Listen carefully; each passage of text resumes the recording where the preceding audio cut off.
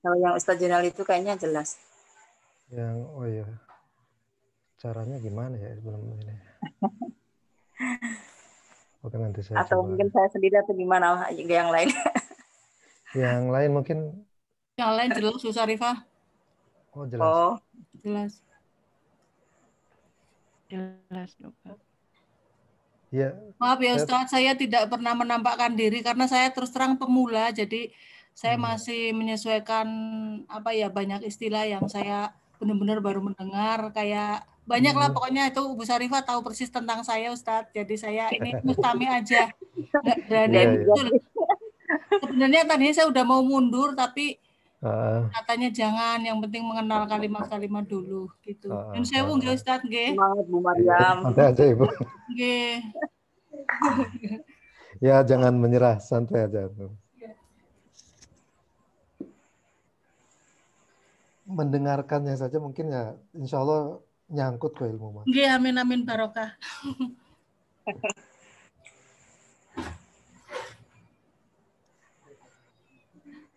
Kalau strategi saya sih, kalau dulu waktu di pesantren itu memang susah banget belajar bahasa Arab gitu ya. Akhirnya bukunya saya bawa kemana-mana. Kadang nggak dibawa, kadang nggak dibaca, cuma dibawa gitu. Tapi nggak tahu. Lama-lama bisa ya Ustadz. Lama-lama Bawa bisa. buku. Gara-gara cuma bawa buku doang.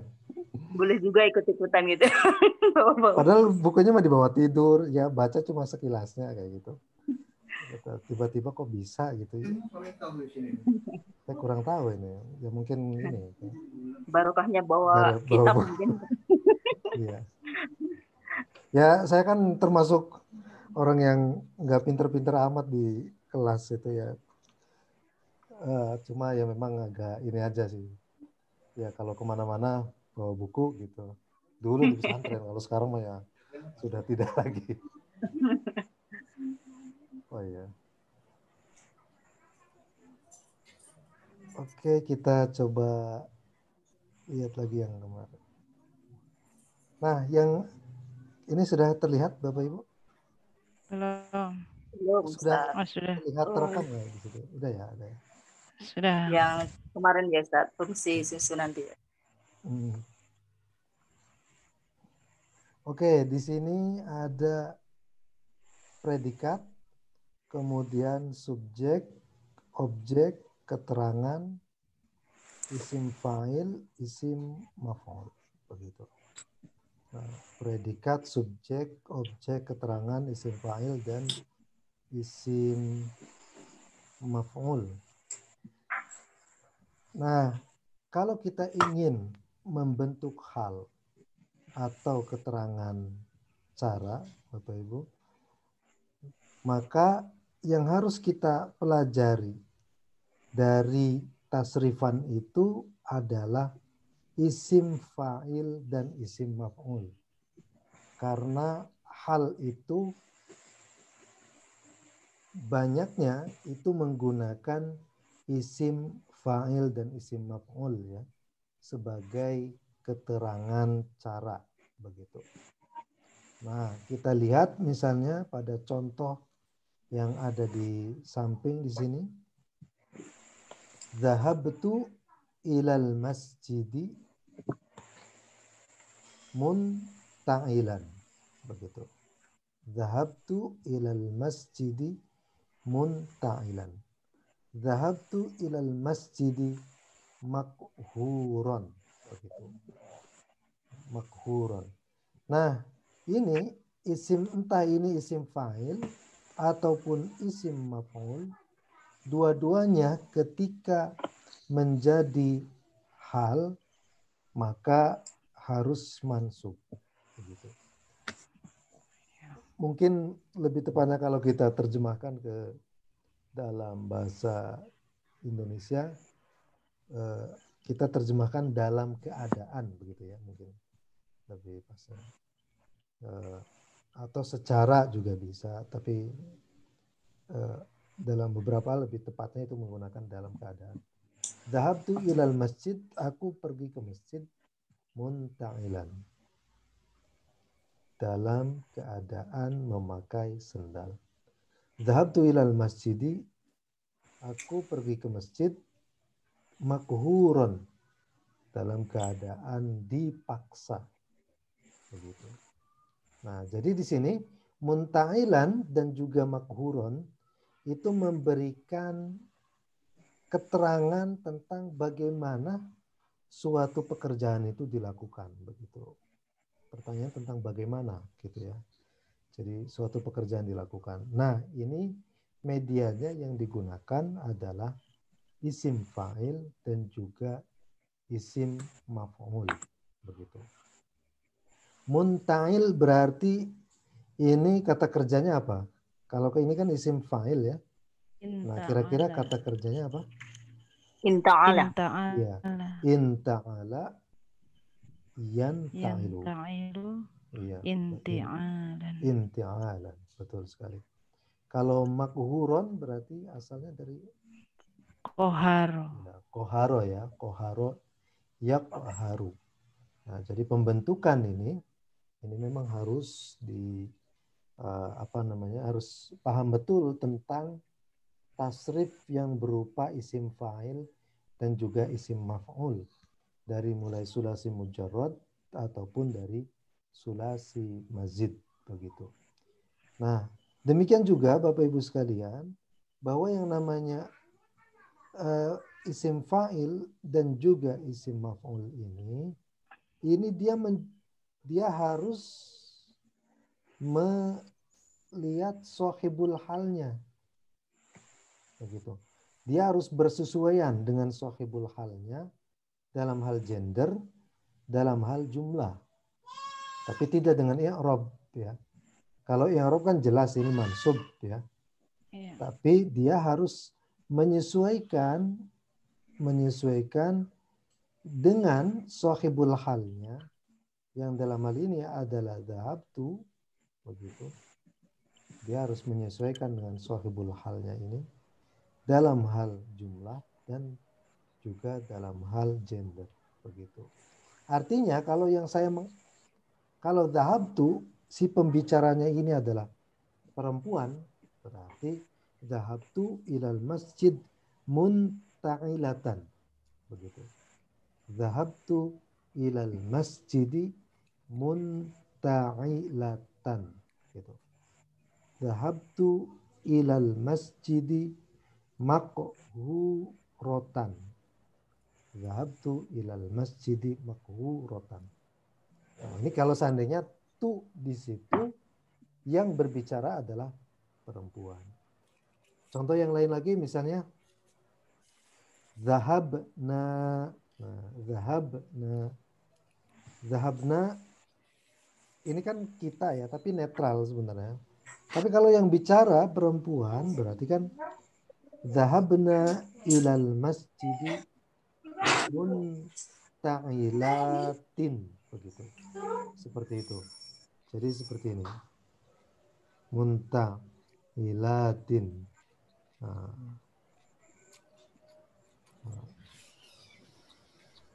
Munta'ilatin. Dhahabtu ilal masjid munta'ilatin. Nah, itu ya. Ini karena menyesuaikan dhahabna ilal masjid karena dia menyesuaikan dengan dhamir dhahabna ini. Nah, memang di sini nahnu ini kan bisa netral ya. Tapi kalau sudah jelas gender yang mengatakan siapa, misalnya perempuan, maka ya ini harus di jamak muannas salim. Seperti itu. Dhahabna munta'ilatin. Atau dhahabna ilal masjid makhuratin, begitu. Dhahabna ilal masjid makhuratin. Nah, begitu Bapak dan Ibu sekalian. Yang perlu ditekankan sekali lagi di sini adalah bahwa yang namanya hal di sini terkadang menjelaskan sahibul hal yang berupa subjek dan juga terkadang menjelaskan sahibul hal yang berupa objek, begitu. Jadi keterangan yang di sini ini ini bisa jadi memberikan keterangan tentang ini, ya, subjek, bisa jadi juga memberikan keterangan tentang objek, begitu.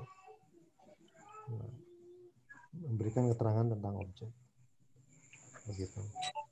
Nah, ingat bahwa dalam keterangan cara ini yang ditekankan adalah pemahaman kita tentang isim fa'il dan juga isim maf'ul berikut dengan turunannya,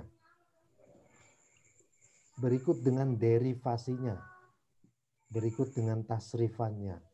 Tasrifannya ya munta'ilun, munta'ilani, munta'iluna, misalnya munta'ilatun, munta'ilatani, munta'ilatun. Kemudian itu dijadikan mansub semua, begitu ya. Dijadikan mansub.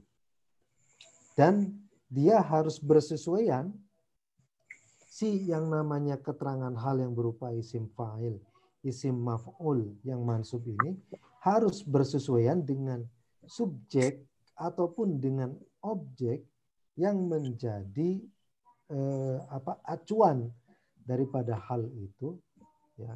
Dan itu ngikutnya itu tergantung pada satu gender, kemudian kedua adalah jumlah, begitu ya. Artinya kalau kita misalnya mengubah zahabtu di sini menjadi zahabata, begitu. Zahabtu di sini menjadi zahabata, ya. Zahabtu menjadi zahabata ilal masjid munta'ilataini. Kenapa munta'ilataini? Itu karena apa namanya? Yang menjadi subjek di situ itu kan huma, ya. Huma lil mu'annats, huma untuk mu'annas, begitu. Nah, kalau huma untuk mu'annas berarti kan ya jelas ada tamarbuto yang ditasniakan. Munta'ilatun ditasniakan menjadi munta'ilatani. Itu marfu. Tapi kalau kita ubah menjadi mansub kan menjadi munta'ilataini. Karena dia adalah isim fa'il, maka ya wajib harus menjadi munta'ilataini, itu makhuratun makhurataini, begitu. Seperti itu kira-kira cara kerja hal ini. Jadi ini memberikan keterangan cara. Secara arti mungkin lebih banyak diterjemahkan dalam keadaan titik-titik, gitu ya.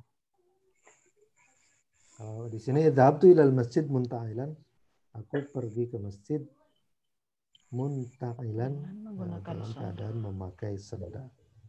Ya, atau mungkin bisa dengan sense bahasa Indonesia yang bagus, yang seperti ini juga bisa dipakai dengan dhahabtu ilal masjid munta'ilan, itu diterjemahkan saya pergi ke masjid dengan memakai sendal.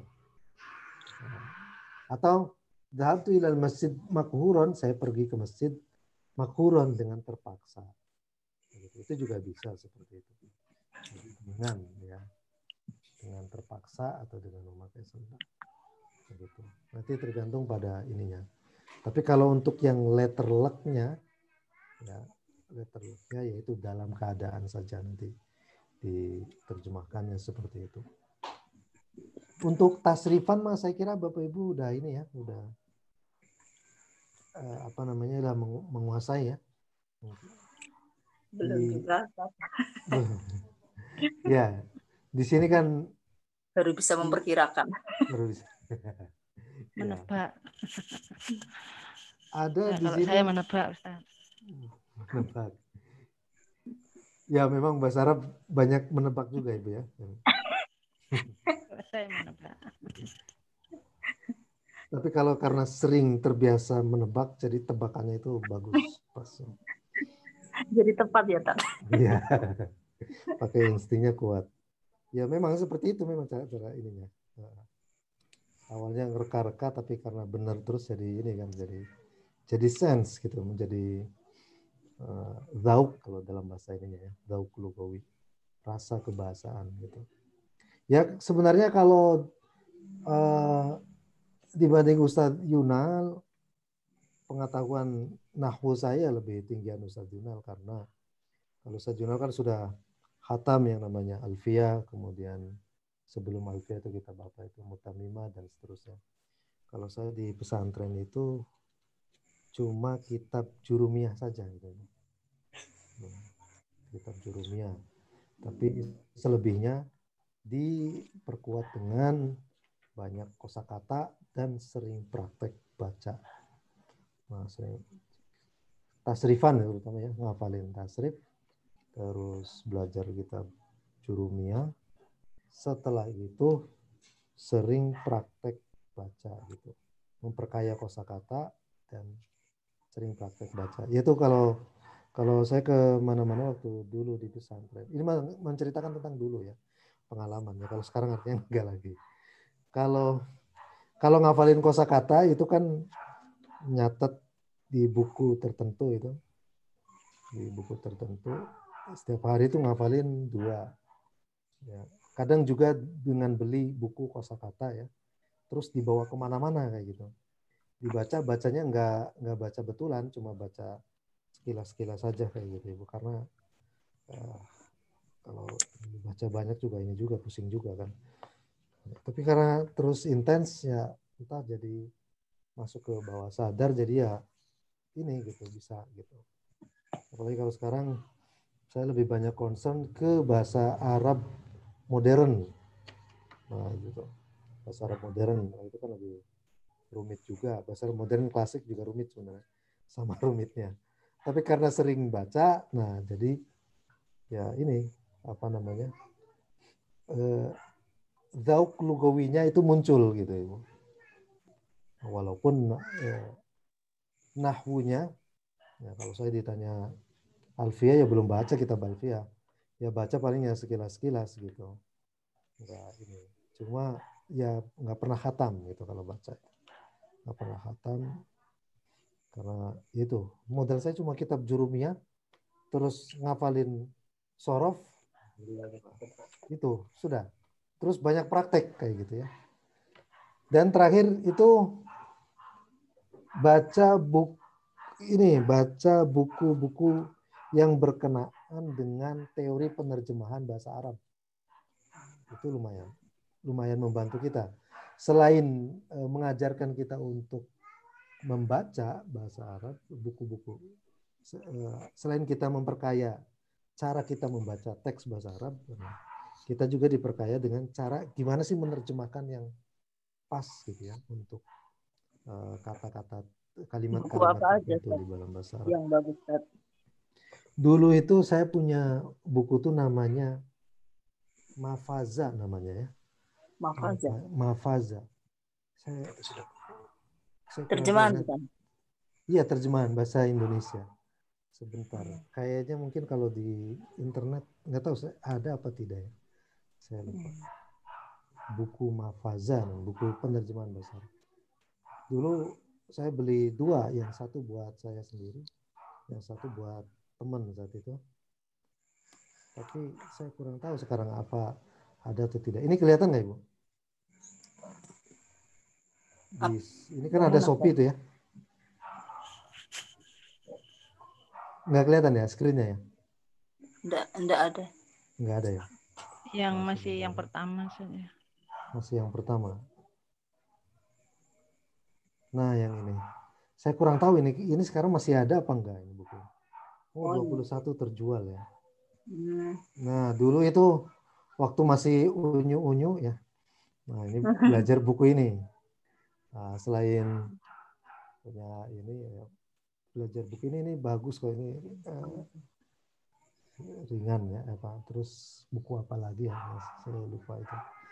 Ini ada 2 itu. Tapi kalau yang satu lagi itu agak ribet. Kalau kamusnya Ustadz bagus yang mana Ustadz? Rekomendasi Ustadz? Kamus itu untuk belajar bahasa Arab saya kurang ini ya. Ya mungkin kalau Munawir kan ketebelan. Tapi Mahmud Yunus juga terlalu ringkas begitu.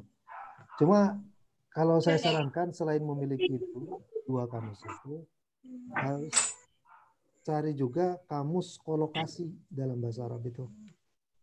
Bahasa Arab. Kamu sebut. Ya. Kalau Arab Inggrisnya saya punya PDF-nya ya Bapak Ibu sekalian. Arab Inggrisnya. Tapi kalau Arab Indonesia, kalau nggak salah ada juga katanya pernah di ini. Apa namanya, kamus kolokasi bahasa Arab itu sudah pernah diterjemahkan penerbit dari Depok. Saya lupa namanya siapa. Nah, kalau kamus kolokasi itu nanti ketika kita membaca teks bahasa Arab, jadi dia melengkapi kita dengan apa ya, pemahaman kosakata yang lumayan. Maksud saya begini, kalau kita ketemu dengan teks-teks yang banyak kolokasinya, kita nanti tidak menerjemahkannya secara letterlek begitu Ibu. Kayak gini misalnya kan kalau kita menemukan kata apa ya, kayak kemarin itu ya yang saya contohkan itu, ikhtalafa, yakhtalifu. Nah, ini kan artinya berbeda kan? Seperti itu. Artinya kan berbeda. Tapi kalau nanti di kamus kolokasi, variasi ikhtalafa yakhtalifu itu maknanya tidak hanya berbeda saja. Kalau dia bersanding dengan kata seperti ini, maknanya seperti apa. Kalau dia bersanding dengan an misalnya, maknanya seperti apa, begitu. Jadi kamus yang bagus itu yang tidak hanya memberikan makna ikhtalafa yakhtalifu saja, tapi ikhtalafa yakhtalifu ketika digabung dengan ila maknanya apa, ketika digabung dengan an maknanya apa. Ya, pengen punya itu tak. Seperti apa covernya. Iya kayak gitu ya. Rogiba yargobu itu kan yang sering terkenal itu. Iya, rogibaan, rogibafi. Rogibaan dan rogibafi gitu. Ada juga itu yang di kamus kolokasi ini juga saya pernah membaca ini ya. Waktu saya membaca koran bahasa Arab itu, ada satu kutipannya itu bilangnya begini, la buddha lana min an na'tamida ala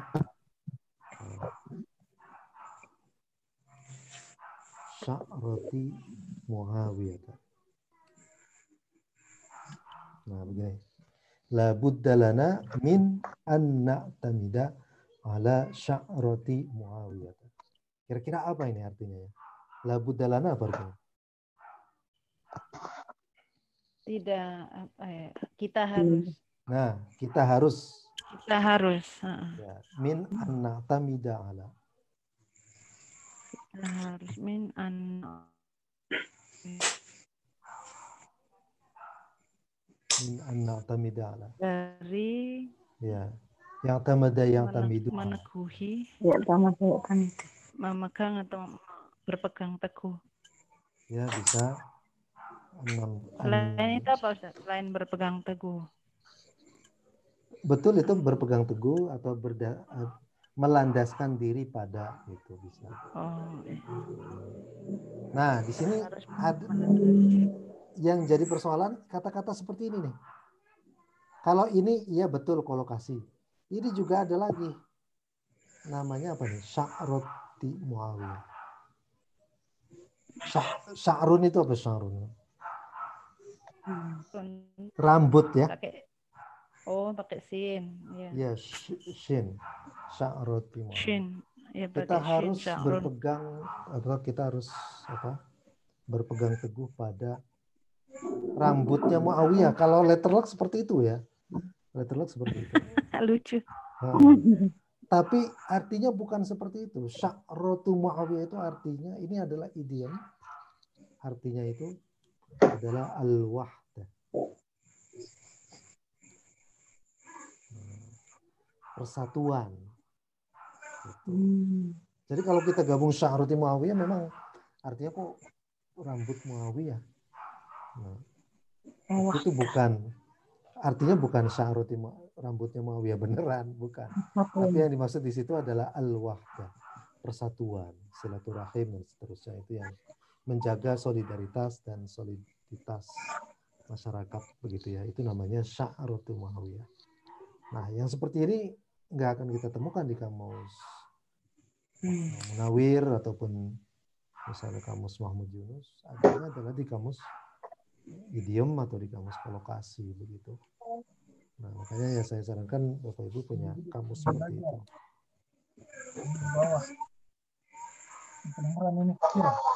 Oke, kita lanjutkan lagi ya Bapak Ibu.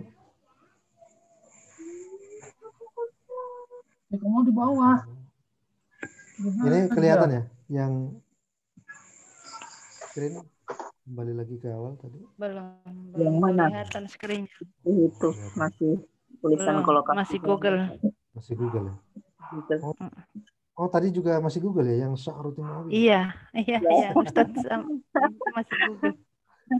Oh iya. Saya nyari-nyari kok nggak ada tulisannya, kok punya saya aja yang error atau karena saya gaptek gitu kok nggak Ustadz ngendi kok saya nggak ada apa-apanya. Waduh ini itu gimana ini? Buku. Ya sebelum ya saya ulang. Yang pakai itu bawah. Tempat dompet. Nah ini ya yang sya'ratu Muawiyah ini ya. Oh iya pantesan. Budalana, ya. Nggak ada tulisannya, baru kelihatan ini Kak. Istilah Pak. Berarti kalau yang la Buddha itu ya kalau digabungkan min itu masuk kategori kolokasi atau bagaimana itu Ustaz? La Ya, Buddha min. La Buddha min itu La Buddha itu memang kolokasinya dengan min. Min. Ya betul. Oh iya. La Buddha min. Nih yang seperti ini. Tapi nih. ada kata kalanya la Buddha itu dengan an. Itu an, ini an juga ada ini. Oh itu gabung juga. Uh-uh. Sampai double begitu kira-kira alasannya apa itu Ustaz? Bisa dua-duanya. Sudah ada min, sudah ada an. Iya. Yang Jadi sering saya temukan kayaknya la Buddhaan. Kayak begini. Jadi kalau seandainya ada huruf jar nanti ketemu dengan fi'il mudhari, maka harus dihubungkan dengan kata dengan an gitu ya. Iya. Harus dihubungkan dengan an. Nah, min berarti itu kalau kan ada iya. min kan terus kesananya kan ada kata kerja fi'il, maka harus dihubungkan dengan an begitu. Contoh kayak kata uridu. Bukan, kalau uridu gabungannya dua kata. Uridu an itu kalau hanya uridu fi'il mudhari dan fi'il mudhari baru ada an di antara. Ini kalau yang apa namanya? Ada fi'il ada jar majrur kemudian ada fi'il mudhari begitu ya. Ya kayak tadi, roghibtu fi anta jelisa alal kursi gitu ya. Tufi anta jelisa. Ini kelihatan ya, roghibtu. Iya kelihatan. Fi anta jelisa. Oh itu seperti yang kemarin berarti Ustaz ya. Setelah akan begitu. Setelah akan. Kalau kemarin kan ini karena yakunu. Oh iya, maksud saya apakah sama punya kaidah seperti kemarin begitu karena kan itu yang depan fi'il madi terus ada an baru fi'il mudhari begitu maksud saya. Enggak, ini mah enggak seperti yang kemarin, beda. Kalau kemarin itu kan gabungan antara kana dan juga khobar kana, tapi khobar kananya dari fi'il. Iya. Roghibtu fi. Ini kan satu kesatuan nih, kolokasi. Artinya suka, kalau roghibtu an kan benci. Nah, roghibtu fi anta, saya suka kamu duduk di atas kursi. Roghibtu fi anta jelis alal kursi. Ini kan ketemu jar dengan fi'il mudhari. Sehingga harus dihubungkan dengan kata dengan an. Kira-kira seperti itu. Nah. Oke, kita lihat lagi di sini. Nah, kalau saya kira kalau untuk isim fa'il dan isim maf'ul seperti ini ya Bapak Ibu bentuknya. Ada fa'ilun, fa'ilun, fa'ilun, ada maf'ulun semua. Tapi kalau biasanya kalau isim fa'il yang dari sulasi mujarrad dengan apa namanya itu sigot wazan keempat, kelima dan juga keenam ini sangat tidak teratur bentuknya. Jadi sengaja saya kosongkan di sini karena ini harus lihat ke kamus begitu. Kayak misalnya hasuna yahsu, faula ya faulu. Di sininya hasanun malah. Kemudian ada jamula yajmulu ya, jamula yajmulu. Di sininya jamilun begitu. Nah, ini kan kenapa enggak jamilun? Kenapa enggak hasinun? Enggak ada di situ. Jadi kita misalnya ingin menyebut anta hasin karena ngikutnya polanya adalah isim fa'il begitu. Itu keliru ya Bapak Ibu karena tidak sesuai dengan simainya. Secara kiasi ya betul itu isim fa'il hasin, tapi orang Arab enggak pakai itu, artinya aneh. Kalau anta hasin begitu. Yang ada adalah anta hasan begitu. Anta hasan. Kenapa? Karena itulah yang tersedia di dalam kamus mereka gitu, yang tersedia di dalam kosakata mereka begitu. Karena memang bahasa Arab itu kan sudah ada sebelum perumusan nahwu shorof itu begitu. Nah, jadi nanti ada beberapa kata yang tidak masuk ke dalam rumusan itu, rumusan isim fa'il seperti ini begitu. Nah, yang kebanyakannya ini dari pola yang keempat sampai keenam itu. Gitu. Nah, kemudian kalau yang ini mufa'ilun, isim maf'ulnya mufa'alun, itu dari fa'ala yufa'ilun. Kemudian ada mufa'ilun, mufa'alun, mufa'ilun, mufa'alun. Begitu.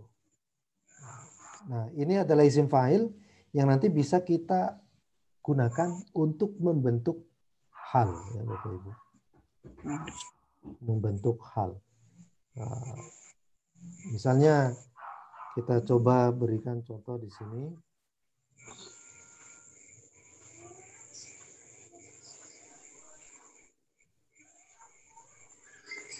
Roja'na ila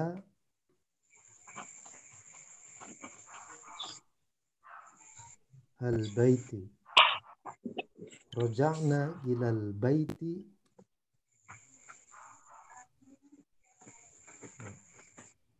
Di sini misalnya kita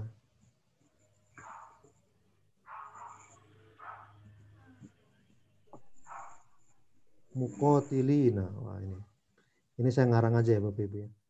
Cuma apa ini? Roja'na ilal baiti muqatilina. Kami pergi ke rumah dalam keadaan berperang misalnya begitu ya. Nah, tapi ini kosakata kekerasan.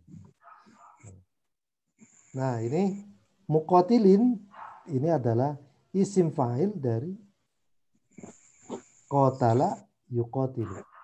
Fa'ala yufa'ilu.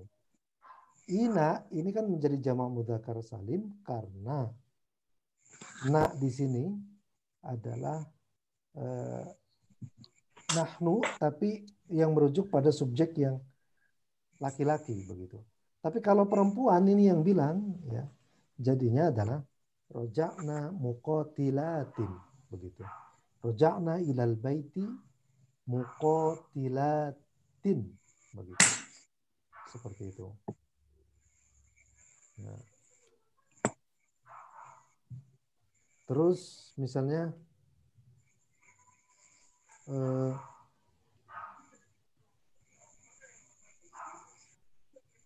nazarna al-baita Nadharna al-baitaini fasidaini. Begitu ya. Nadharna al-baitaini fasidaini. Kalau yang di atas, yang muqatilatin, ini menjelaskan ke sahibul hal yang bernama nahnu, begitu. Kalau di sini yang fasidin, ini merupakan sahibul hal yang menjelaskan ke al-baitaini di sini. Jadi ya saya tekankan lagi bahwa hal itu bisa menjelaskan fa'il, bisa menjelaskan maf'ul bih. Nadharna al-baitaini, kami telah melihat dua rumah fasidaini dalam keadaan rusak, begitu ya, dalam keadaan rusak. Nah, jadi ini disesuaikan. Yang jelas pokoknya kalau kita ketemu dengan hal dia mansub, gitu ya. Tapi walaupun dia mansub, dia harus bersesuaian dengan sahibul halnya, yang entah itu subjek, entah itu objek, ya. Nah, dalam tataran satu gendernya, dua adalah jumlahnya. Itu mungkin kalau hal. Nah, terus ya banyak lagi misalnya contoh yang bisa dikemukakan. Yang jelas intinya bahwa yang namanya hal itu yang digunakan adalah isim fa'il dan juga isim maf'ul. Adakah hal yang isim dari yang lain? Ada juga sebenarnya, tapi jarang begitu ya. Kebanyakan yang pakai ini. Biasanya nggak ada rati. Ya.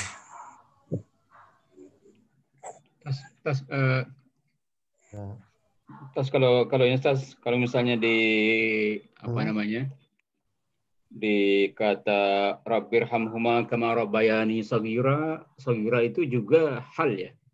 Betul, shaghira hal. Nah, berarti itu yang termasuk di luar dari isim fa'il dan isim maf'ul ya. Betul. Itu ya ini. Karena kan kita lihat Soghiron ini kan apa namanya, al-fi'lul madhi yang misalnya sulasi mujarrad wazan apa? Soghir itu berarti dari asal katanya soguro yasguru ya, begitu ya. Soguro yasguru berarti faula yaf'ulu. Nah, isim fa'ilnya bukan soghir tapi soghir, begitu ya. Soghir. Oh, jadi tetap fa'il dia ya. Namanya itu kalau di nahwu namanya as-sifah al-musyabbahah gitu. Oh iya. Namanya sifat musyabbahah. Jadi kayak fa'il, ada banyak sebenarnya ininya ya.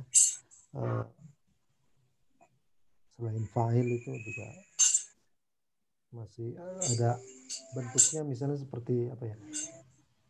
Atsyan ya, fa'lan gitu. Enggak mesti fa'il begitu ya. Enggak mesti bentuknya fa'ilun, enggak. Tapi sifat musyabbahah itu memang setipe dengan fa'il tapi bentuknya bukan fa'il gitu. Ini karena watak dari kata kerjanya yang berbeda ya, hasuna yahsunu atau apa? Fa'ila yaf'ilu, fa'ula yaf'ulu atau fa'ila yaf'alu. Itu nanti akan membentuk apa namanya? Isim fa'il yang berbeda gitu. Jadi sama seperti masdar, nanti untuk mengetahui bentuk isim fa'ilnya seperti apa, apakah isim fa'il yang berwazan fa'il atau berpola lain ya, sifat musyabah namanya. Itu kan yang menentukan adalah kamus begitu.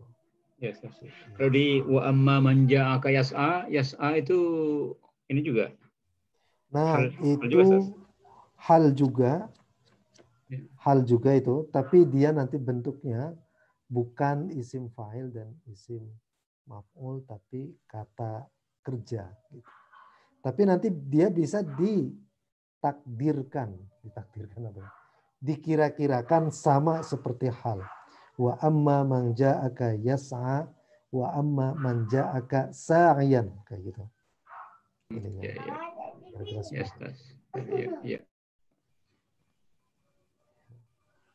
Ada lagi mungkin pertanyaan yang bisa Ustaz. dikemukakan? Ya, kasih banyak. Ya, oke, sama-sama. Nah, itu jadi yang digunakan seperti itu ya, Bapak Ibu.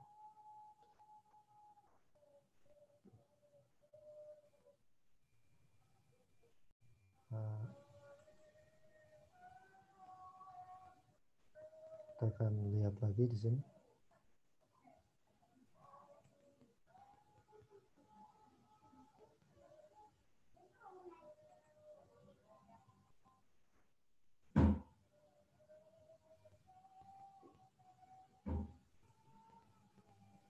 Yang jelas di sini yang namanya hal itu kan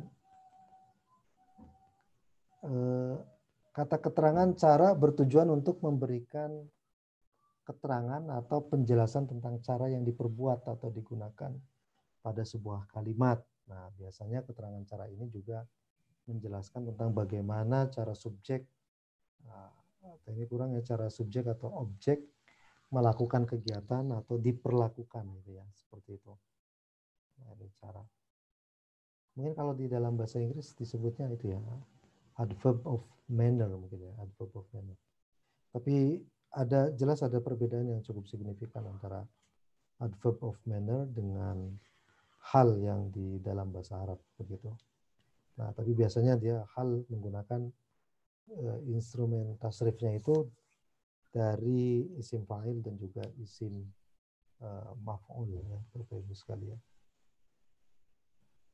Nah, bentuk hal juga tidak hanya bentuknya subjek, predikat, objek, keterangan, tapi bisa juga berupa mubtada khobar seperti ini.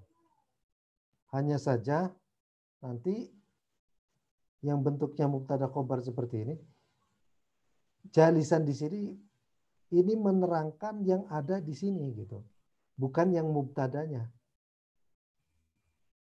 ya bukan Ahmadnya, begitu. Karena kalau dia menjelaskan ke Ahmad, begitu, nanti itu namanya bukan hal lagi, tapi namanya uslub al-ikhtisos kalau di dalam nahwu itu. Ya mungkin nanti itu akan dijelaskan ya, lebih jauh di tingkatan selanjutnya. Nah, di sini Ahmadu yaqra'u al-kitaba jalisan, begitu. Ahmad membaca buku sambil duduk. Nah, ini juga bisa diartikan sebagai sambil ya untuk jenis hal ini. Qara'a Ahmadu al-kitaba mutasarri'an. Ahmad membaca kitab secara cepat atau secara tergesa-gesa. Begitu. Kalau musri'an bagaimana Ustaz? Apakah sama artinya? Mutasarri'an dengan musri'an. Ya, musri'an juga sama atau sari'an juga sama gitu itu artinya. Cuma kalau mutasarri' itu cenderung ke buru-buru ya mungkin ya. Buru-burunya, tergesa-gesanya gitu.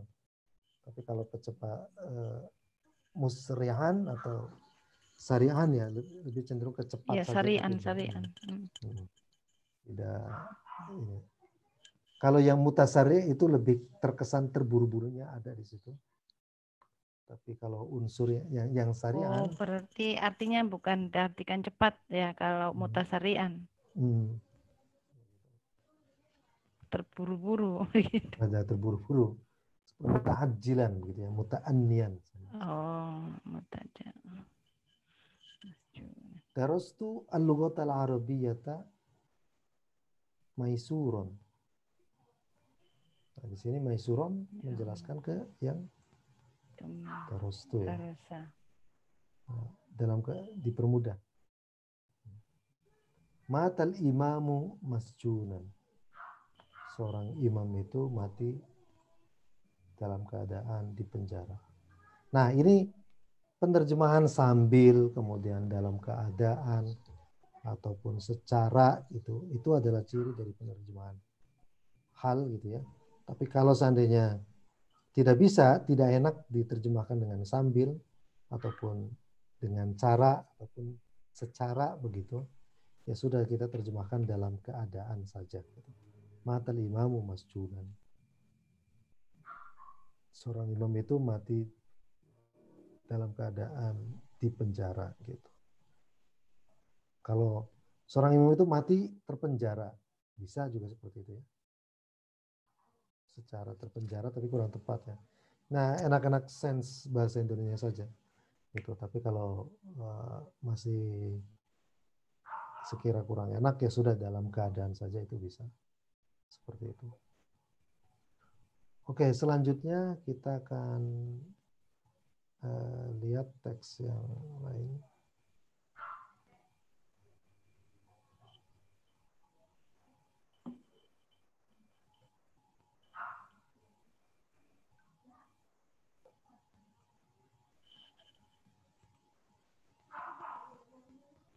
Nah, itulah keterangan hal ya Bapak Ibu.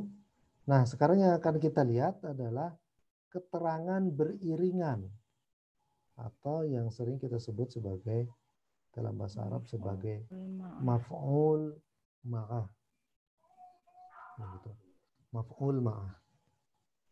Nah, hampir rata-rata yang namanya keterangan itu namanya maf'ul. Ya. Cuma kalau objek namanya maf'ul bih. Gitu. Maf'ul bih. Nah, kalau segala jenis keterangan itu namanya ada maf'ul ajli, ada maf'ul mutlak, ada maf'ul ma'ah. Termasuk yang keterangan waktu dan tempat, yang jar majrur dan dzaraf itu nanti bisa disebutnya sebagai maf'ul fih begitu ya. Bukan maf'ul bih tapi maf'ul fih. Gitu. Maf'ul fih. Ya, maf'ul fih. Seperti itu. Oke, kita coba perdalam apa itu keterangan beriringan. Susunannya adalah predikat, subjek, objek, kemudian ada wawul ma'iyah. Begitu. Ada wawul ma'iyah di sini. Nah, wawul ma'iyah. Setelah wawul ma'iyah itu ada isim yang dinasabkan. Isim yang dinasabkan. Nah, gunanya adanya waw di situ nanti untuk menunjukkan bahwa pekerjaan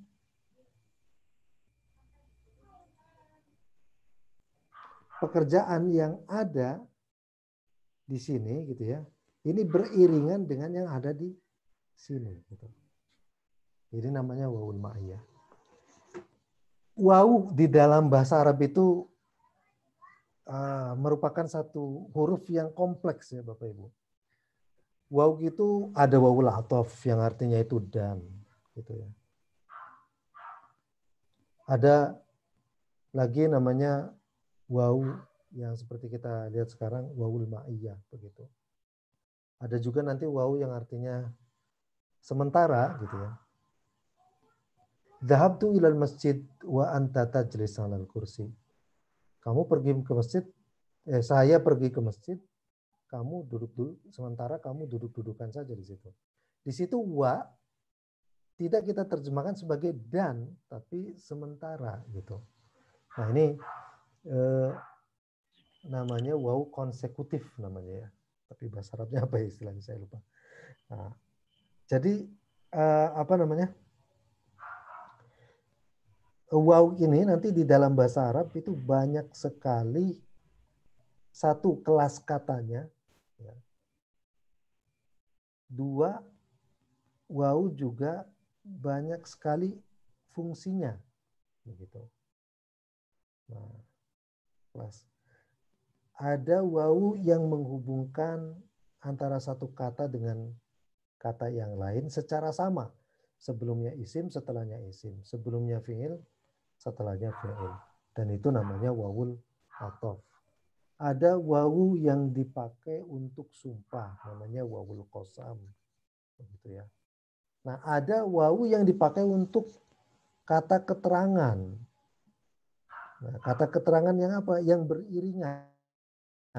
Dan perbuatan yang dilakukan oleh subjek itu beriringan dengan perbuatan yang dilakukan setelah isim setelah wawu ma'iyah gitu ya. Setelah isim yang terletak pasca wawul ma'iyah. Nah, ini disebut sebagai ini ya, keterangan beriringan. Contohnya di sini ya. Dhahabtu ilal masjidi wat taliba, begitu. Dhahabtu ilal masjidi wat taliba. Cirinya adalah bahwa waw yang ada di situ itu nanti menunjukkan bahwa di depannya adalah isim mansub, begitu ya. Nanti menunjukkan bahwa kelakuan ini ya tu di sini ini berbarengan dengan dilakukan oleh si ini, gitu. Dhahabtu ilal masjid wa taliba maksudnya saya pergi ke masjid seiring dengan perginya anak itu, siswa itu, begitu. Jadi perginya itu ya beriringan, perginya saya dengan ini ya. Walaupun yang seperti ini mungkin bisa kita kita bisa gunakan wawul athof, bisa saja seperti itu. Tapi nanti akan berimplikasi secara berbeda, begitu ya. Nanti. Nah, jadi di sini menunjukkan bahwa cirinya ya Bapak Ibu sekalian, ini sudah ada predikat subjek objek, gitu. Terus tiba-tiba di sini ada wawu dan isim yang mansub. Oh, itu berarti wawul ma'iyah, begitu. Di buku-buku bahasa Arab modern, misalnya buku-bukunya Muhammad Sahrur itu ya, seorang intelektual dari Suriah itu. Kemudian juga bukunya Ali Harb namanya Naqdul Haqiqah, atau buku-buku sastra novelnya Nawal Sa'dawi. Ini akan kita temukan konstruksi seperti ini. Memang jarang, tapi kalau saya baca beberapa buku itu ada, sering itu saya temukan. Terus bukunya Ali Syami An-Nasyar itu buku kita. Abdul Aziz Ad-Duri ya, Bapak Ibu. Abdul Aziz Ad-Duri, buku tentang sejarah An-Nash'ah At-Tarikhiyah lil Arab itu juga banyak sekali konstruksi seperti ini. Tapi memang jarang kita temukan ya yang seperti ini. Tapi di beberapa ada yang intens menggunakan konstruksi keterangan wawul ma'iyah, keterangan cara. Jadi cirinya seharusnya kan kalau waw athof biasa, kalau wawul athof biasa, setelah waw di sini harusnya ada predikat subjek lagi kan begitu. Dhahabtu ilal masjid wa jalastu 'alal kursi. Seperti itu kan? Dhahabtu ilal masjid wa jalastu 'alal bilati, misalnya gitu. Aku telah pergi ke masjid wa jalastu. Nah, di situ dhahabtu wa jalastu itu kan sama ya. Predikat subjek masing-masingnya itu kan. Begitu. Jadi si waw ini menekankan kesetaraan antara sebelum waw dan setelah waw. Artinya sebelum waw itu misalnya ada predikat subjek, maka setelah waw juga ada predikat subjek, begitu. Tapi wawul ma'iyah fungsinya tidak seperti itu. Wawul ma'iyah itu ada predikat subjek objek wawul ma'iyah, kemudian isim yang tiba-tiba mansub, begitu. Nah, ini yang nanti menunjukkan bahwa dia sedang menerangkan secara beriringan ya antara apa yang dilakukan oleh subjek dan apa yang dilakukan oleh isim setelah wawul ma'iyah itu, seperti itu. Kalau contoh-contoh di buku Nahwu itu yang terkenal ini ya, sirtu wa an-nila, begitu. Sirtu wan nila. Aku berjalan seiring dengan mengalirnya ya sungai Nil, air sungai Nil, begitu. Atau sirtu wan nahro, begitu. Tiba-tiba ada tu tapi kemudian wa mansub, gitu. Ini kan yang jadi bahan pertanyaan. Kalau wawul athof itu sebelumnya isim, setelahnya isim. Sebelumnya fi'il, setelahnya fi'il. Sebelumnya isim mansub, setelahnya isim mansub. Tapi kalau wawul ma'iyah ada subjek predikat dulu, kalimat dulu, baru kemudian wawu, dan tiba-tiba ada isim yang mansub. Ini kan jomplang ya sebenarnya ya. Nah, itulah yang membedakan cara kerja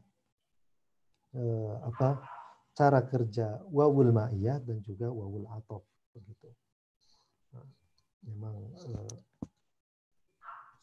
sangat rumit ya, karena bahasa Arab itu adalah bahasa yang kosakatanya banyak makna ya, banyak fungsi juga begitu. Seperti itu. Ada pertanyaan mungkin Bapak Ibu? Silakan.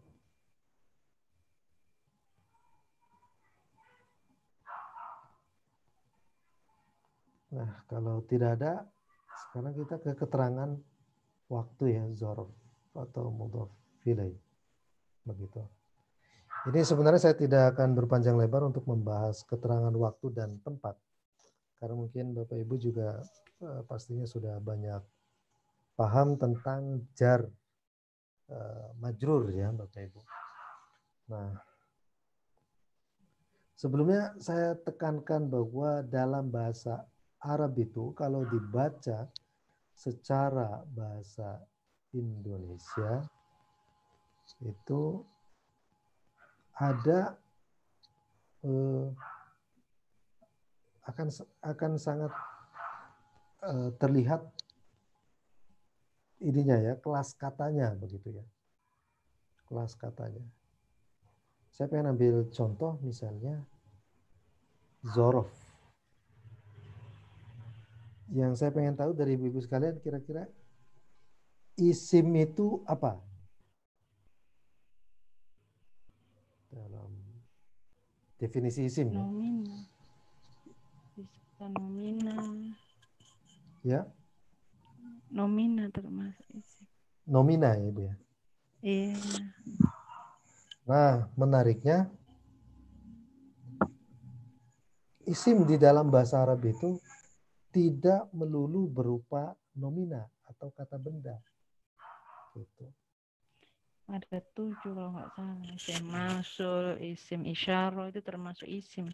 Termasuk isim, betul sekali. Iya, isim isyarah, isim domir itu kategori isim. Terus kata benda, isim alam. Isim alam, isim domir ya. Ya. Sekarang yang jadi persoalan adalah kalau di dalam bahasa Indonesia di depan itu kelas katanya apa? Di depan, di belakang, di atas. Kalau bahasa Indonesia.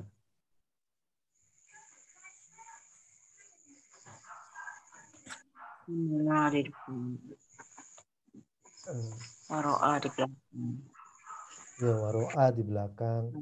Khalfa di atas. Fauqa di atas.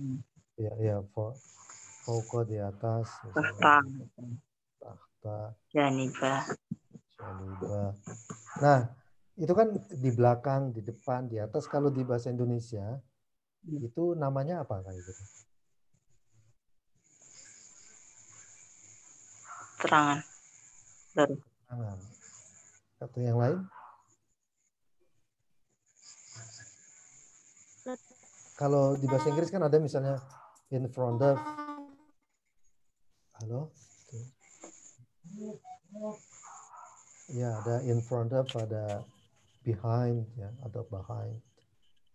Terus itu namanya kata depan ya Bapak Ibu. Kata depan. Iya. Atau preposisi. Ya kan seperti itu. Nah, kalau kita misalnya mendefinisikan isim sebagai nomina, nomina itu adalah kata benda, maka kurang tepat juga kalau ini diterapkan ke kurang tepat juga pemaknaan isim sebagai kata benda. Kenapa? Ini suara saya kedengaran Bapak Ibu? Kayak internet ada.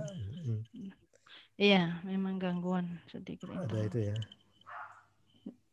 Nah, sekarang kita lihat misalnya tadi kosakata fauqo, janiba, terus khalfa, tahta. Itu kira-kira apa namanya itu? Zorof kan? Apa dorof. Zorof. Zorof itu Dorof. dari Maka. huruf, dari isim atau dari fiil? Kalau secara kelas kata bahasa Arab.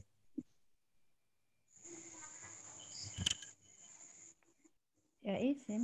Isim ya. Iya. Nah, makanya Isim. sekarang kita bertanya ulang. Kalau zorof yang berupa kholfa, janiba, waro'a, amama, itu isim, sementara misalnya kita definisikan isim itu sebagai kata benda atau nomina, kira-kira masuk gak di belakang, di depan, di atas, itu ke dalam kata benda?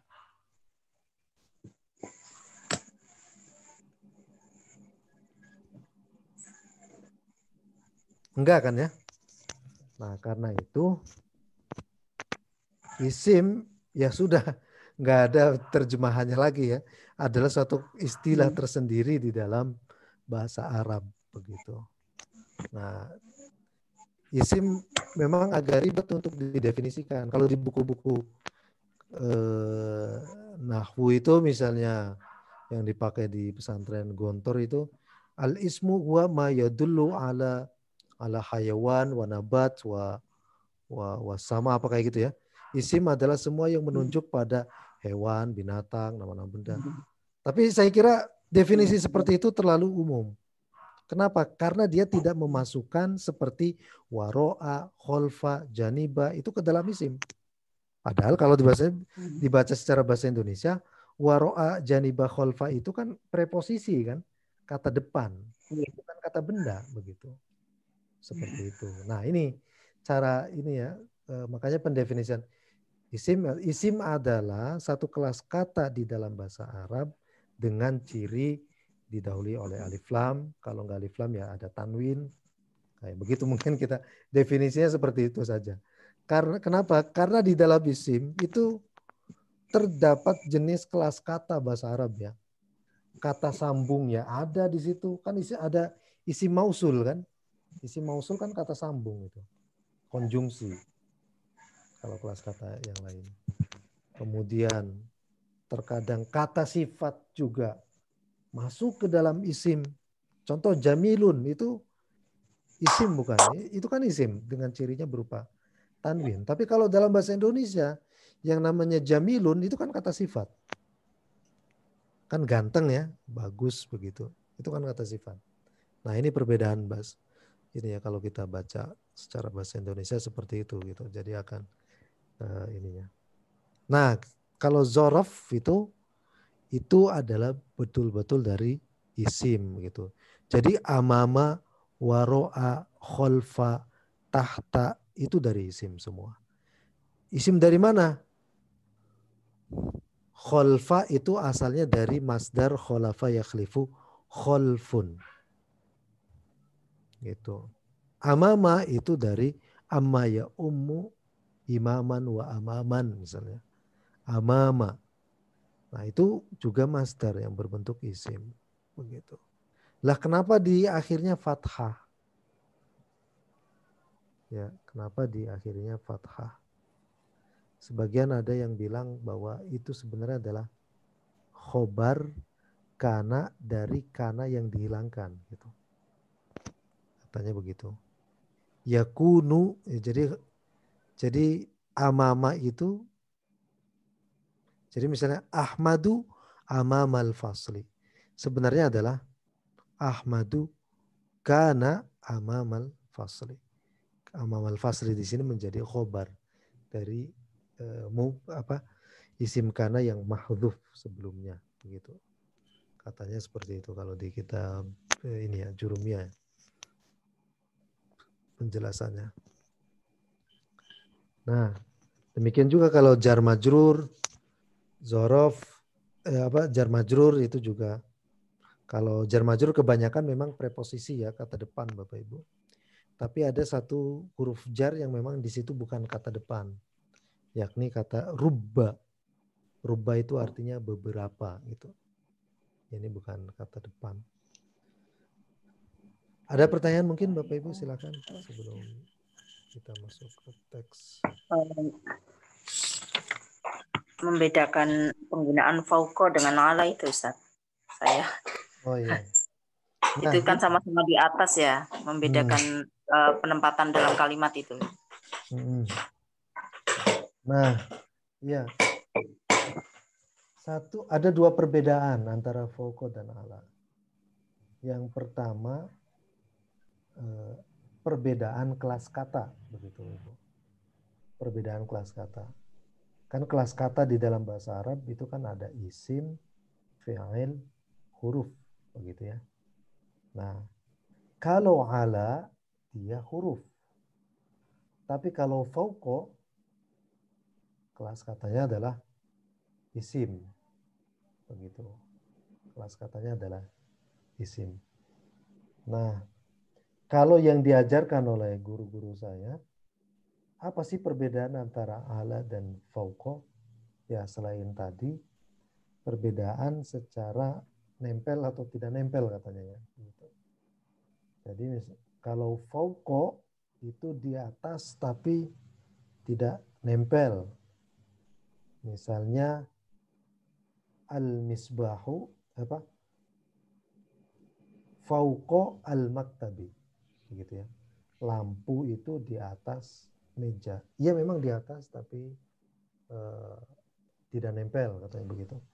Tapi kalau al-kitabu ala al-maktabi. Nah, di sini bukunya itu memang menempel di atas meja katanya begitu. Jadi ada penjarakan lah ya kalau fauqa itu. Jadi itu dua perbedaan itu yang saya coba lihat itu. Jadi pertama perbedaan kelas kata yang namanya ala itu adalah huruf, sementara fauqa itu adalah isim. Ini secara kelas kata begitu. Kemudian kalau ditinjau secara makna, ya, secara makna bahwa fauqa itu di atas tapi tidak menempel dengan bendanya ya. Tapi kalau ala itu pastinya menempel. Iya, katanya begitu. Seperti itu. Ada lagi mungkin pertanyaan? Ustaz, kalau itu apa namanya yang keterangan waktu qabla dengan ba'da tidak salah ya. Qabla itu kadang ada min, ada harfu jarnya tapi justru dibaca qablu. Itu penjelasannya apa Ustaz? Nah, itu ya. Itu namanya isim mabni yang qablu itu ya. Qablu dan ba'du. Jadi dia itu kalau didahului oleh huruf jar itu jadi tetap dia min qablu begitu ya. Min ba'du. Nah, makanya ba'du dan qablu itu adalah isim mabni. Ya, tidak bisa diubah-ubah itu akhirannya. Sehingga kalau ada min tetap saja dia jadi qablu dan ba'du. Nah, artinya ada lagi yang kayak tadi ya ba'da dan qabla itu ya. Iya, iya betul. Itu dua kategori yang berbeda. Oh, memang yang berbeda ya. Ya, ya. Dua kategori yang berbeda. Jadi qabla dan ba'da kalau ditambahin huruf jar jadinya min qabli. Ya. Itu berarti dia masih kategorinya masih mu'rab begitu Pak. Nah, jadi ada memang satu kata itu padahal qablu dan ba'du, qabla dan ba'da itu mirip ya Bapak Ibu ya. Ya. Cuma itu dua kategori yang berbeda, yang satu isim mabni, yang satu isim mu'rab begitu. Nanti. Artinya apa berbeda juga Ustaz? Artinya juga memang berbeda. Kalau ba'du dan qablu itu nggak ada kelanjutannya. Nggak ada kelanjutannya gitu Ibu. Misalnya amma ba'du iya, itu sebenarnya artinya apa sih? Amma ba'du. Adapun setelahnya gitu kan. Setelahnya kan nggak ada kelanjutannya itu kan. Maksudnya iya makanya setelah itu janggal gitu. Jadi si pembicara itu mengajak audiens, dia pasti sudah tahu setelah amma ba'du itu dia akan melanjutkan pembicaraan apa gitu terkait pembukaan yang sebelumnya kayak gitu. Jadi Seolah-olah si audiens itu sudah tahu qoblu dan ba'dunya, sebelum dan setelahnya itu pokok pembicaraannya, makanya dia menggunakan mabni seperti itu. Tapi kalau yang qobla dan ba'da itu wajib setelahnya ada kata lain gitu. Qobla sholah, ba'da sholah gitu ya. Oke. Oh, berarti yang sama dengan di Al-Jumu'ah ya. Wa in kanu min qablu la fi dhalalim mubin. Tidak, jadi setelah qablu tidak ada ini ya, tidak ada apa namanya. Ya, tidak ada ininya, kata selanjutnya ya kata selanjutnya. Yang mungkin bisa di-i'rabkan. Itu kan nggak mungkin mim ba'du al-masjidi, nggak ada. Jadi setelah ba'du itu sudah kata itu. Jadi seolah-olah menekankan ke yang sebelum, yang setelah, tapi audiens itu yang mendengar, yang diajak berbicara itu sudah paham bersama lah apa yang dimaksud setelah gitu. Ya. Gitu.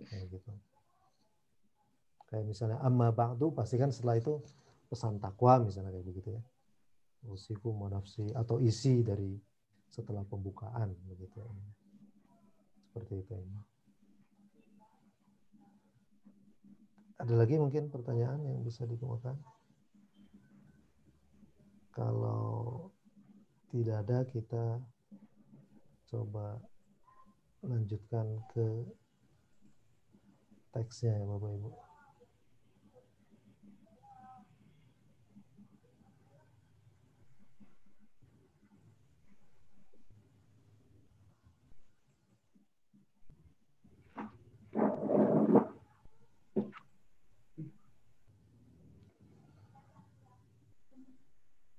Ini sudah terlihat ya teksnya di sini? Kira-kira kalau secara ini dilihat dari tingkat kerumitan, bagaimana nih Bapak Ibu membaca teks ini? Terlepas dari nanti maknanya ya, cuma cara bacanya saja gitu. Ribetkah atau bagaimana? Kira-kira dibanding dengan teks. Kalau praktek itu memang sulit kalau lumayan berat ya. lumayan berat ya. Iya. Atau mungkin setiap kitab itu beda-beda Ustaz, tingkat struktur bahasanya. Artinya kan kalau ini kan Ihya ini kan sudah artinya kitab tingkat tinggi. Ya. Begitu. Jadi saya sebenarnya di kitab Ihya ini saya coba edit lagi ya Bapak Ibu, sesuai dengan keperluan kita, yakni misalnya yang penting ada susunan subjek, predikat, subjek, predikat, objek begitu. Oh ya. Nah, kita coba ya yang berdasarkan pada fi'il fa'il atau fi'il naibul fa'il, kana dan khobar kana begitu ya. Isim kana khobar kana, isim inna khobar inna, seperti itu. Ada yang mau mencoba misalnya di sini yang nomor 3 ya, kemarin yang belum. Iya, lanjutannya 3. Ini terlepas dari maknanya dulu apa ya Bapak Ibu, yang penting kita coba membacanya dulu saja. Begitu. Ada yang mau baca mungkin nomor 3, silakan. Bapak-bapak kah Pak Ustadz? Ini selama ini ibu-ibu saja. Pak Syukri. Ya. Silakan Pak.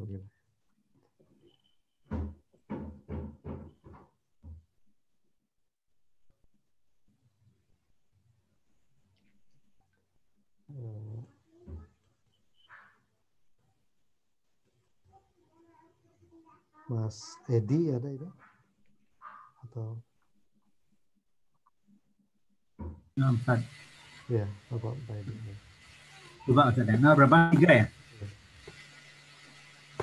Ya, wa kana yadhabu ila anal qiyamah fid Dubai an hukmi difa'i anil hukmi min hakil hakimi.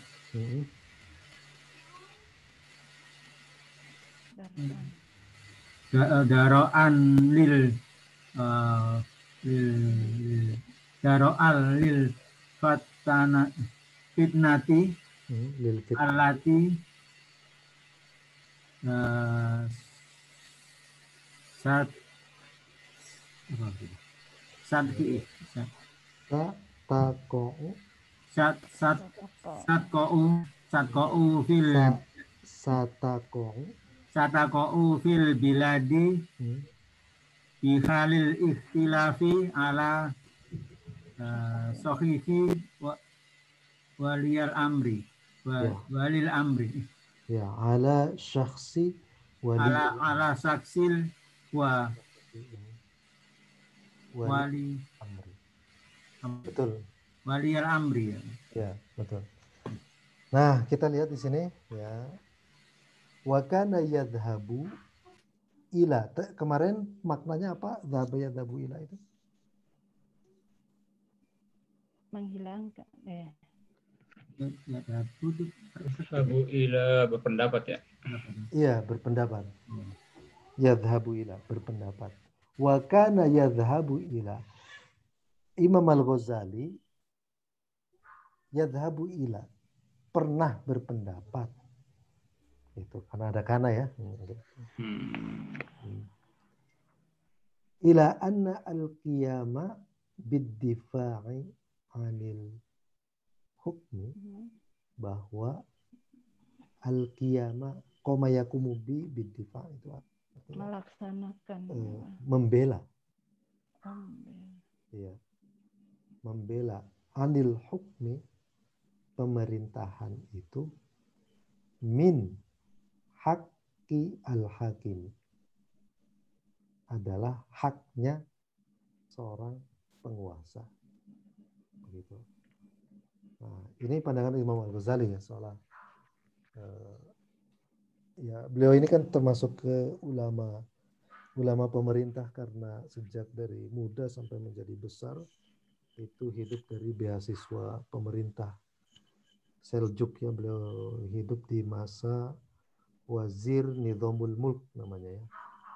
Itu pernah menjadi direktur Nizamiyah. Direktur ya. Iya. Habis itu dia lari dari situ. Terus lari dari situ hidup sufi kan ya. Setelah itu kan menulis kitab ya. Oke, di hutan. Nah, terus di sini ada dar'an. Nah, ini kan kita sudah ini ya. Kana yadhabu ila anna al-qiyama bid-difa'inil huminal hukumin hakil hakim. Ini dar'an. Kok tiba-tiba langsung ada dar'an begitu ya. Kalau kita lihat secara konstruk ini kan dari masdar ya. Iya. Dari masdar. Lah kok tiba-tiba masdar bermansub gitu, jadi mansub. Maka kemungkinannya itu adalah maf'uli ajli. Maf'uli ajli begitu ya. Dar'an untuk menghindari lil fitnati. Nah, apalagi ada li ya gitu. Lil fitnati, untuk menghindari fitnah. Fitnah di sini kalau di dalam bahasa Arab bukan berarti fitnah dalam bahasa Indonesia ya, memfitnah orang, bukan. Fitnah di dalam bahasa Arab itu artinya adalah malapetaka, atau sering kalau dalam sejarah Islam itu disebutnya sebagai perang saudara, itu namanya fitnah. Atau perang sipil. Nah, dalam sejarah Islam itu namanya adalah fitnah. Utsman bin Affan itu meninggal dunia di masa fitnah. Fitnah di situ artinya di masa perang saudara ya, sesama Islam, sesama para sahabat Nabi saat itu. Nah, dar'an lil fitnati. Jadi tujuan daripada pemerintah membela pemerintahannya itu adalah dar'an lil fitnah. Mohon maaf, tujuan daripada Al-Ghazali berpandangan bahwa pemerintah itu berhak untuk mempertahankan pemerintahnya itu adalah dar'an lil fitnah, untuk menghindari perang, gitu, perang saudara, allati sataqahu, yang akan terjadi fil biladi, di negeri-negeri Islam, begitu ya, bihalil ikhtilaf, karena ada perbedaan ala syakhsi waliyil amri, pada sosok siapa sih yang berhak menjadi pemimpin, begitu. Nah ini Imam Al-Ghazali itu membela Yazid bin Muawiyah, begitu. Tapi beliau bukan berarti juga menyalahkan Imam Al-Husain. Tapi ada ulama itu yang sangat berani sekali ya Bapak Ibu, membela Yazid bin Muawiyah dan menyalahkan Imam Al-Husain. Namanya itu Imam Ibnu Arabi, penulis. Beliau muridnya Imam Al-Ghazali juga itu, tapi dari mazhab lain. Kalau Al-Ghazali kan Syafi'i, dia Maliki begitu ya. Nah, itu punya kitab namanya Al-Awasim min Al-Qawasim. Itu pandangannya sangat mengejutkan sekali kalau untuk saya ya. Jadi beliau mengatakan bahwa Innal Husain kutila bisyar'i, atau dalam kesempatan lain bisayfi jaddihi. Imam Al-Husain itu dibunuh oleh pedang kakeknya sendiri. Maksudnya apa? Pedang di situ ya syariatnya. Syariatnya apa? Nabi Muhammad SAW itu ada hadis, barang siapa yang manfarokul jamaah faktuluh. Barang siapa yang ingin memecah belah persatuan, faktuluhu, bunuh itu orang. Gitu. Nah saat itu tentaranya Yazid itu pakai hadis itu sebagai dalil untuk membunuh cucu Rasul.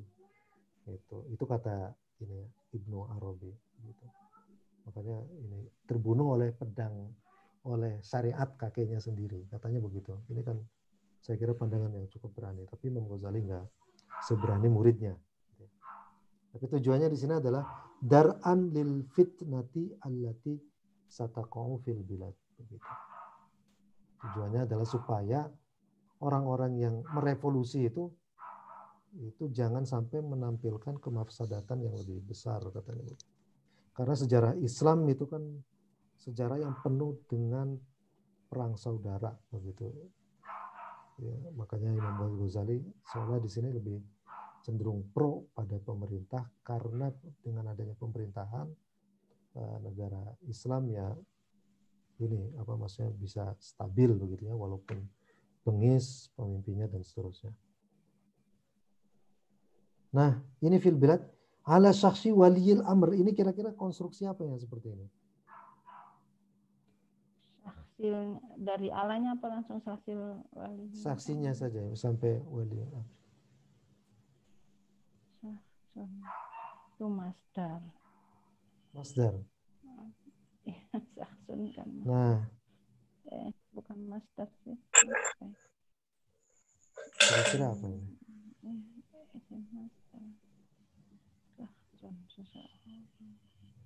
Iya, seseorang nomin. Seseorang. Nah, ini namanya mudhof ilaih. Dengan konstruksi 3 kata kan? Ada syakhsun, ada waliyun, dan ada amrun. Ketika digabung jadi syakhsu waliyil amri. Apalagi didahului oleh ala. Jadinya adalah syakhsi. Begitu. Nomor 4 mungkin Bapak Ibu ada yang mau menyampaikan. Silakan. Ada yang mau membaca?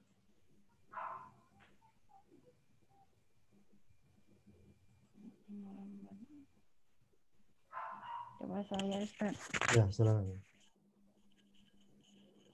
Wa fi kitabihi Ihya'u Ulumuddin Ihya'u Ulumiddin. Ya. Rafadho Al-Ghazali tuhmatun qad al-Husain an Yazid jumlatan wa tafsilan wa yaqulu inna Islam Yazid ibni Muawiyah qad sahha.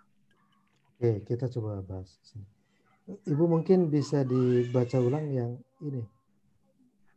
Rafadho al-Ghazali Oke, tuhmatun Rafadho qabla kan. al-Husain. Oke, Rafadho artinya apa? Ini Rafadho, saya nggak hafal menolak. kata-katanya Ya. kemarin sekilas awal. Ya. Iya, saya tulis. Rafadho. Iya, Rafadho ini kan artinya menolak. Al-Ghazali. Iya. Berarti Al-Ghazali menolak, ya kan? Ini berarti kan predikat subjek. Kalau menolak kira-kira butuh iya. objeknya. Butuh. Nah, objeknya pasti kan setelahnya kan? Iya, tuhmata qadal. Oh, tuhmata. Iya. Rafadho al-Ghazali tuhmata qadal Husain. Nah, ini konstruksinya apa? Tuhmata qatl al-Husain itu. Ini kan ada 3 ini. Tuhmah, qatl, terus al-Husain. Tuhmata qadal sama seperti yang di atas Syahsun waliyil amri tadi itu. Nah, oke. Berarti dibacanya apa? Tuhmata qatlil Husain. Nah, begitu. Tuhmata qatli al-Husain. Jadi kan kita karena sudah tahu ini predikat, subjek, terus watak predikatnya itu pasti butuh objek. Kemungkinan ini adalah objek. Maf'ul bih. Oke. Coba mungkin baca yang sampai sini. An Yazid. Nah. An Yazidi. An Yazid. Yazid itu isim apa? An Yazida. Yazida isim alam. An Yazida jumlatan wa tafsilan. Dari Yazid baik secara global maupun secara terperinci. Oke, betul. Terus Wayaqulu dan Al-Ghazali berkata, Inna Islam, sesungguhnya Islamnya Yazid bin Muawiyah. Islama Inna Islama. Iya, Inna Islama Yazid bin Muawiyah.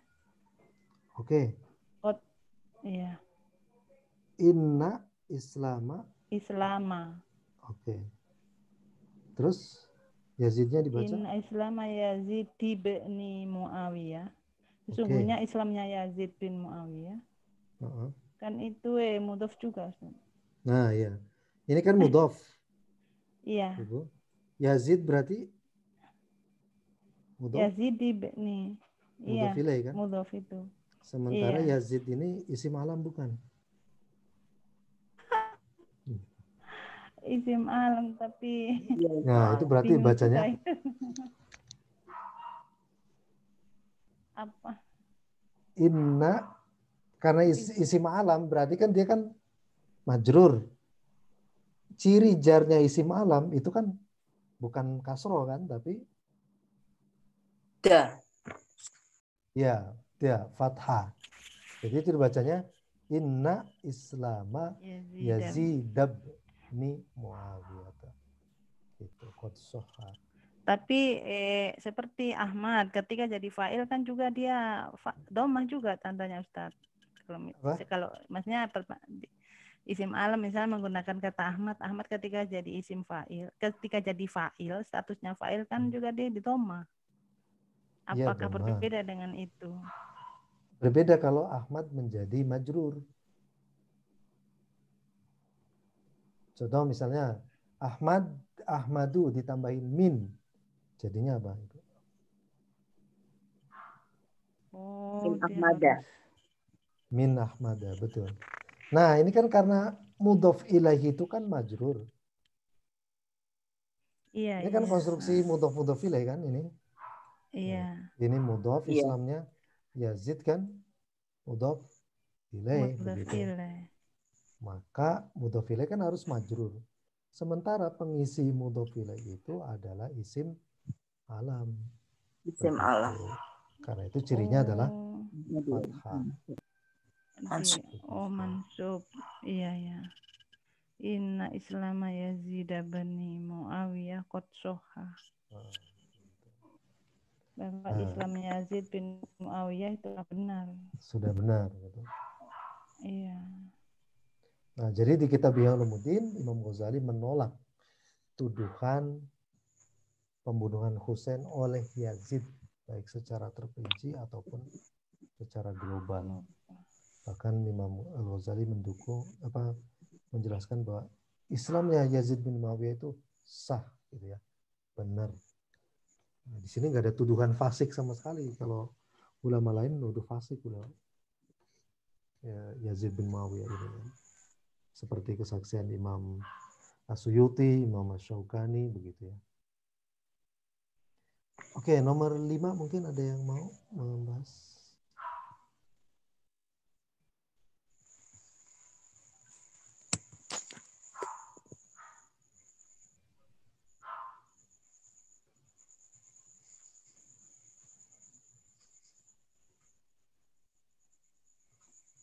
Ayo Bu Syarifah, ayo. Bu Syarifah mungkin. Bu Syarifah siap itu.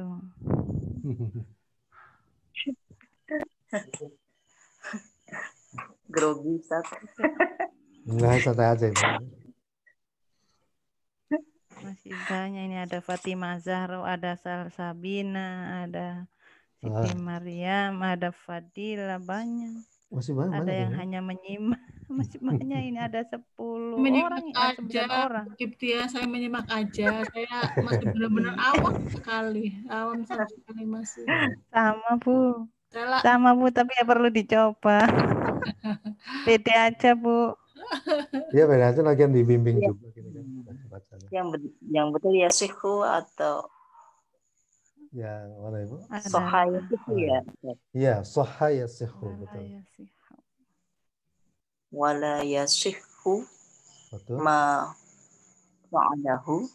Betul. Min qatlil Husain. Betul sekali. Atau man. Min. Min apa man, Ustaz? Min ya. Min qatlil Husain. Wala yasihhu annahu amaru bihi. Amaro ya. Amaro bihi wala itu ya Ustaz. Rodihi. Wala rodiya ya. Iya. Rodiya. Wala rodiyah. Wala rodiyahu. Kan ada? Iya, rodiyahu. Kan rodiyallah gitu kan, rodiyah. Oh ya.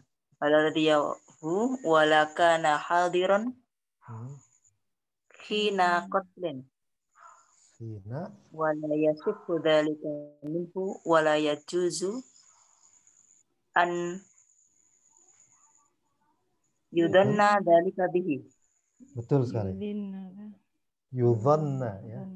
Kan ada dhanna yadhunnu, menyangka. Ya, kalau disangka dhunna yudhannu. Nah, tadi yang saya garis bawahi di sini ya, hina kutila, gitu ya.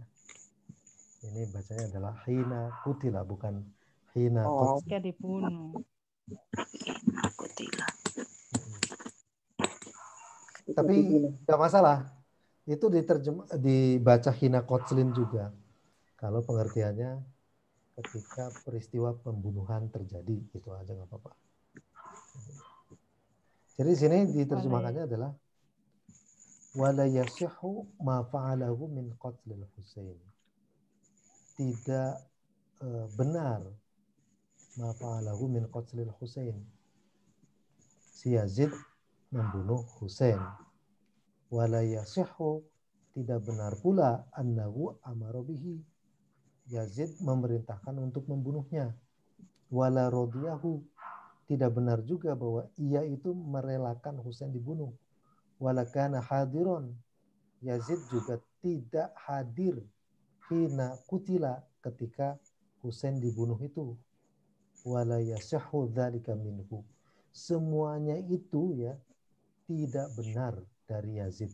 Peristiwa pembunuhan itu enggak benar. Wala yajuzu, dan tidak boleh an yudhanna dzalika, ayudhanna maksudnya peristiwa pembunuhan itu disangkakan bihi kepada Yazid. Itu nggak boleh. Gitu. Nah, di sini ada argumennya kenapa tidak boleh. Nah, nomor 6. Mungkin ada yang mau baca lagi, silakan. Afwan Ustadz, boleh ulang nggak sekali lagi terjemahannya? Oh gitu. Terlalu cepat Ustaz. Oh terlalu cepat. Oh iya, Iya. maaf. Wala yasihhu, tidak benar, ma fa'alahu min qatlil Husaini. Yazid Yazid membunuh Husain. Baik. Gitu. Wala yasihhu, dan tidak benar, Tidak benar juga. annahu, bahwa Yazid amaro, memerintahkan bihi, untuk membunuh Husain. Wala, dan tidak pula rodiya, Yazid itu rela terhadap peristiwa pembunuhan itu. Wala, dan tidak pula karena Yazid itu hadiron, hadir, hina kutila, ketika Husain dibunuh. Wala yasihhu dzalika, dan peristiwa pembunuhan itu la yasihhu, benar-benar tidak benar, ya sangat tidak benar, minhu, dari Yazid, begitu ya, dari atas perintah Yazid. Wala yajuzu, dan tidak boleh pula an yudhan, Disangkakan pada Yazid. Yazid disangkakan bihi, membunuh Husain, begitu. Seperti itu. Ini pandangan Imam Ghazali. Tapi kalau ulama lain banyak melaknat ya Bapak Ibu. Seperti Imam Syaukani, As-Suyuti, itu melaknat.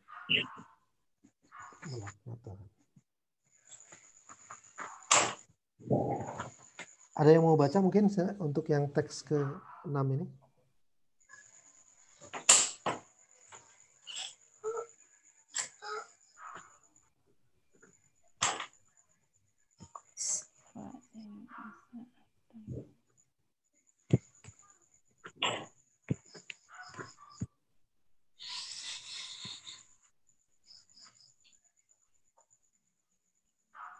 Nah, ini kalau teks ke-6, fa inna isa'atadh-dhanni, karena sesungguhnya berprasangka negatif bil muslimi, terhadap seorang muslim itu haramun, haram. Wa qad qala Allahu, Allah Subhanahu wa taala telah berfirman, ijtanibu katsiran minadh-dhanni, jauhilah olehmu banyak prasangka buruk ya, berbanyak prasangka ya. Inna ba'dadh-dhanni, karena sebagian dari prasangka itu itsmun, dosa gitu. Yaitu prasangka yang negatif gitu ya. Ada sahabat Nabi yang dia amalannya tahajud juga enggak, sholat sunnah biasa aja. Ya ke masjid begitu ya, tapi enggak ada amalan khusus, enggak ada amalan istimewa. Cuma dia diramal oleh Nabi akan masuk surga. Ternyata setelah diulik informasinya oleh seorang sahabat Nabi yang lain itu, dia hanya satu amalan andalannya, berprasangka baik kepada sesama muslim. Wah, ternyata susah ya kayak gitu. Tapi itulah yang bisa modal masuk surga gitu ya. Wafisiyat, ya silakan. Tanya tentang cerita yang Yazid itu, kenapa dia bisa difitnah atau bisa dikatakan membunuh Husain gitu Ustaz? Iya. Kalau menurut saya begini, Ibu ya, sangat susah itu untuk mengidentifikasi data-data kesejarahan di masa itu gitu, karena sejarah itu baru mulai ditulis secara besar-besaran di era Bani Abbasiyah. Gitu. Sementara kan Yazid bin Muawiyah itu kan Bani Umayyah. Nah, Bani Umayyah dan Bani Abbasiyah ini kan Bani Abbasiyah menumpas habis tuh Bani Umayyah. Sehingga di situ ada istilahnya dendam politik lah ya. Nah, dari dendam politik itulah para penguasa Bani Abbasiyah ini mencoba menggunakan para sejarawan-sejarawan untuk mencatatkan keburukan-keburukan Bani Umayyah. Nah, salah satunya Muawiyah bin Abi Sufyan itu kan. Beliau seorang raja pertama dari Bani Umayyah. Itu juga banyak sekali catatan-catatan buruk beliau itu, entah di buku-buku sejarah ataupun di buku-buku hadis. Nah, apalagi anaknya itu, kalau Yazid bin Muawiyah terkenal sering minum khamar, sering main cewek, katanya begitu ya. Nah, dari catatan yang seperti inilah, jadi kita agak susah untuk menilik masa lalu ini yang benarnya itu yang seperti apa begitu. Nah, makanya kalau yang dipakai oleh Imam Al-Ghazali, strateginya ya udah husnudzon saja gitu ya. Nggak usah berburuk sangka terhadap seorang Yazid bin Muawiyah ini begitu. Karena kita nggak tahu pasti peristiwa di masa itu seperti apa. Memang faktanya Al-Husain meninggal di Karbala karena dibunuh gitu ya. Konon yang membunuh beliau itu, yang memenggal kepalanya itu adalah namanya itu Amru bin Sa'ad bin Abi Waqqas, katanya begitu. Jadi anaknya seorang sahabat besar juga itu. Sa'ad bin Abi Waqqas ini kan juga seorang sahabat besar yang diramalkan oleh Nabi sebagai akan masuk surga ya. 10 orang kan, al-asyra al-mubasysyirina bil jannah. Tapi beliau punya anak namanya Amru, inilah yang itu menebas kepala cucu Rasulullah itu. Sehingga Ahmad bin Hanbal di dalam kitab Musnadnya itu, walaupun beliau ini adalah seorang kredibel, mungkin tidak berbohong di dalam meriwayatkan hadis, tapi karena dia pernah membunuh cucu Nabi ini, jadi dia nggak meriwayatkan hadis dari Amru ini. Gitu. Nah, dari situ kemudian kan banyak ini ya. Pokoknya banyak simpang siurnya lah sejarah di masa silam itu. Jadi kita nggak tahu benarnya itu yang mana. Makanya salah satu ciri yang sebagai seorang muslim ya kita tidak boleh suuzon terhadap Muawiyah, terhadap Yazid, karena kita kan nggak tahu peristiwa. Itu sebenarnya masalah apa itu Ustaz? Apakah perebutan kekuasaan atau apa? Kalau ya, dilihat kan memang masalah politik kan. Ya kalau saya berpandangan agak sedikit ini sih ya, agak sedikit berani sih, kadang kemungkinan itu banyak sekali ajaran-ajaran Sunni dan Syiah itu sebenarnya awalnya dari yaitu perpecahan politik kayak gitu. Dari perpecahan politik itu tercipta hadis-hadis palsu untuk mendukung pihak sana pihak sini gitu kan. Sehingga ulama hadis di masa itu mengerahkan segenap upaya tenaga mereka itu untuk mana sih hadis-hadis yang benar kayak gitu ya. Kayak gitu. Agak susah memang itu. Pertikaian politik itu sih. Jadi kalau di Islam itu pertikaian politik malah membentuk agama gitu. Begitu.